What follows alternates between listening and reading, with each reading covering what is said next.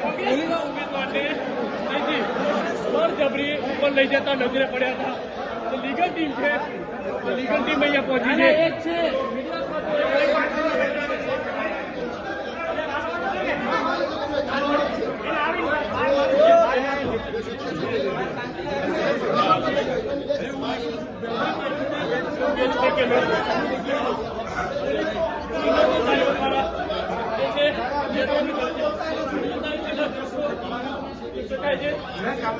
હું ફરીથી કહું છું, સુરત કલેક્ટર જવાબ આપે, મીડિયાને કેમ કાઢો? જ્યારે ઉમેદવારી પૂરતી હોય ત્યારે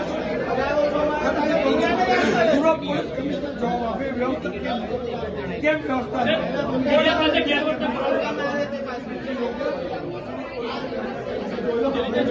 અધિકારીઓ પણ છે. શું કારણ એવું બન્યું કે મીડિયા સાથે આ રીતનું વર્તન